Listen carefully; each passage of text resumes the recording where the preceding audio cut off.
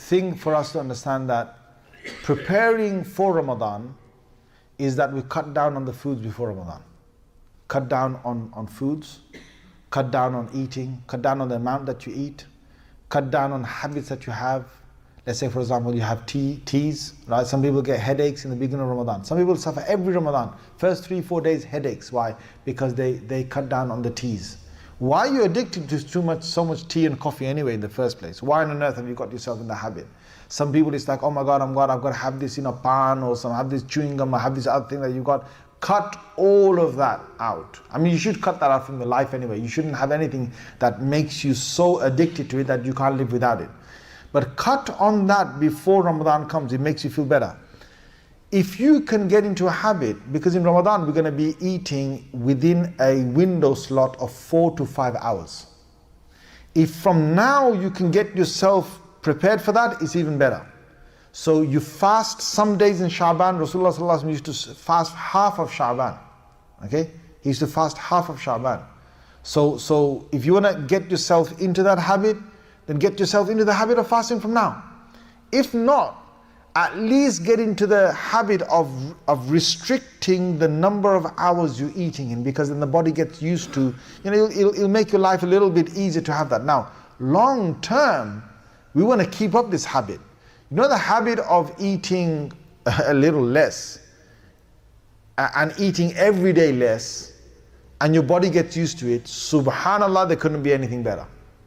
Because you don't have the cravings people have. You don't get, you're not traveling or moving along somewhere, or in your own house you have to snack. This whole thing about snacking is a very new thing to the human generation. In fact, we only snack in the West. People don't snack in the East a lot because they don't have the money to have the snacks, okay? So we only do it in the West. And when we snack, you're just snacking for no reason, really. You don't need that extra snacks. To have a gap of 6 hours or have a gap of a few hours without food is really good for the body. It's really good for the body, because then the fat that's stored in your body starts to get eaten up. Do you know that we've got a lot of fat in our body, especially in our stomachs and so on? And to have long periods of hunger actually eats into that fat and it breaks it down.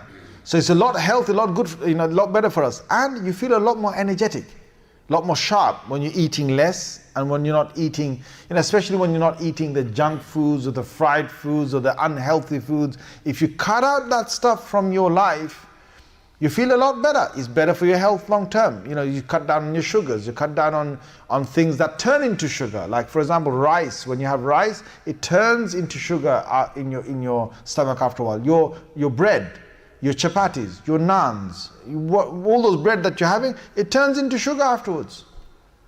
So therefore, if you can cut down on that. I know a lot of us habitually, because of our culture, we are accustomed to certain foods.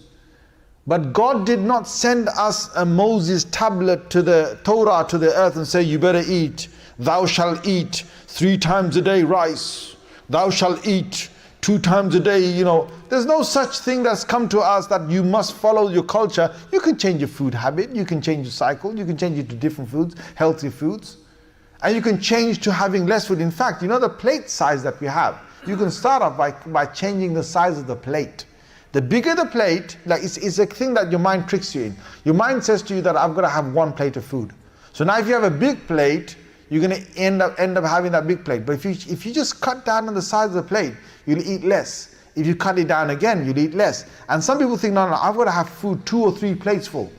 That's because you made yourself a habit. If you make yourself from 3 plates of food to 2, then slowly you move it to 1, you'll get used to it. You'll be fine.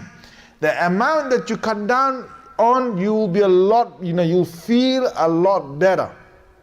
And soon, you won't even realize that you ate less. Now, those of us who can, slowly control this, please do this for long-term health benefits. Long-term, your mind, your concentration, your energy levels will be a lot better. Because one thing that we tell ourselves, you eat more, you got more energy. That's not the truth about it. You eat healthy, you've got more energy. You can eat a lot of foods that are not healthy, you might not be that energetic. So may Allah Azza wa Jalla give us tawfiq for this. La ilaha